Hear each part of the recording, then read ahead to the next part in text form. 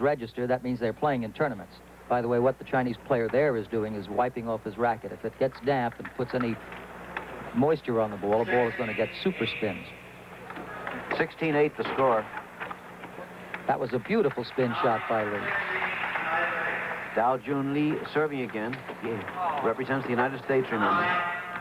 9-17. He's very close to defeat here.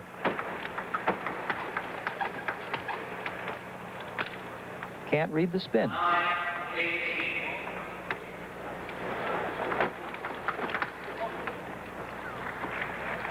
Nine 19.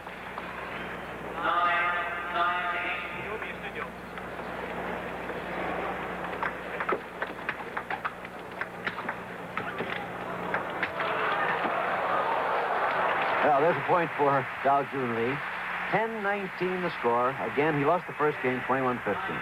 Of course, Jim, a defeat like this for DJ Lee, our present best, just shows you how very, very superior the Chinese are around the world. Ho Tzu Bin is a veteran, 29 years old. He's played around the world in Cuba, Chile, and Canada, of course, last week. This could be it. And that's it. Dao Jun Lee losing to Ho Tzu Bin of China by 21-15 and 21-12. The Chinese then take the team competition in this international series of friendly matches by 5-1.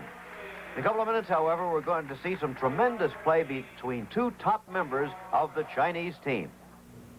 Right now, however, it is the People's Republic of China against the People's Republic of China here at Cobo Arena in Detroit. Two of the finest table tennis players in the world in a one-game match, and look at them go. On the left, Li Furong. On the right, Zhang Xilin.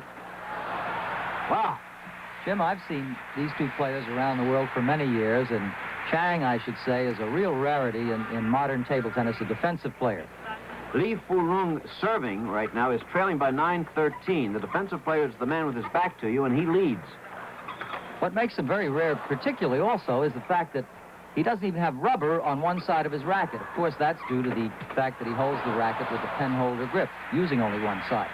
10-13 now. Li Furong serving and trailing.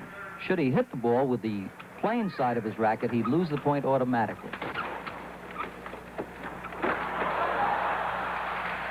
Well, that's 11-13. Li Furong, the man serving, was three-time runner-up in the World Singles Championship. The thing that made Li very fine, of course, Jim, is his forehand attack. Now, he doesn't appear to be hitting the ball very hard here, but he's having a difficult time reading the spin on Chang's chop.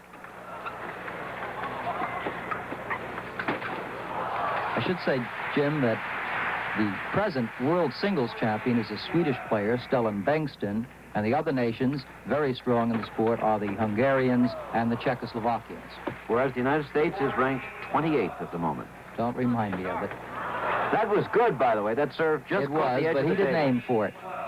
No player's ever been known to aim for an edge ball or a net ball, as a matter of fact.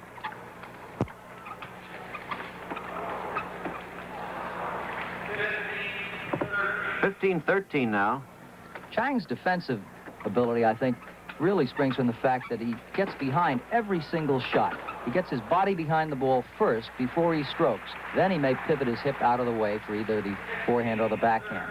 By the way, many other Americans are going to get a chance to see these Chinese players in action around the country. They'll be at the Cole Fieldhouse, University of Maryland, on Monday, April 17th, the Nassau Coliseum on Long Island, New York, April 20th, Mid-South Coliseum in Memphis on April 22nd, and then the Pauley Pavilion at UCLA in Los Angeles on April the 24th. That'll end their tour.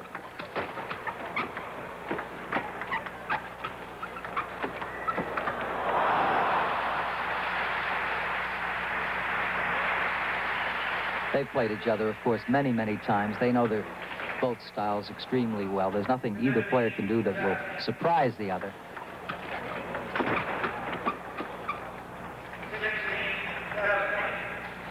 The announcer keeping you up to date on the score. It's just a one-game match, and this is exhibition, of course, but what an exhibition. There's the time when Chang didn't quite get behind the ball, but what an angle he had on it.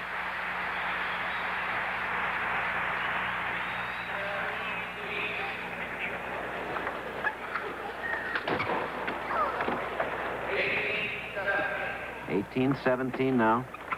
It's Zhang Shilin serving. Now Chang's getting up close. He's trying to take the attack for Lee. 19-17, you heard it. Here's a good look at Chang's. Whoa. Okay, this is game and match point here.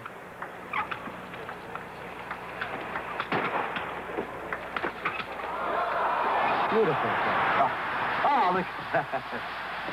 With Li Furong staying alive by winning that point. Zhang Shilin, however, capturing the crowd with those incredible returns.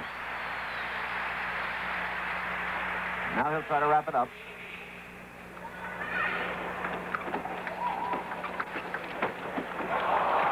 And that's it. Zhang Shilin winning the match. Li Furong, the other man, by the way, has become something of a matinee idol around Detroit. All the girls seem to think he should be in the movies. Here's a look at that incredible point they had. And, Jim, you'll see that the reason Lee made this point is that he actually angled very, very wide to Chang's forehand, and Chang was not quite able to get behind the ball, as I said he usually does. Watch this shot. That sets up the drop shot. And then he just dinked it over there. In a minute, the closing parade of the athletes in Detroit. And now here's a moment that inevitably reminds me of the first time that Wide World went to Moscow in 1961 and watched American and Soviet track and field athletes march around Lenin Stadium hand in hand. It's very much the same mood here as the teams prepare to leave Kobo Arena. The United States and the team from the People's Republic of China.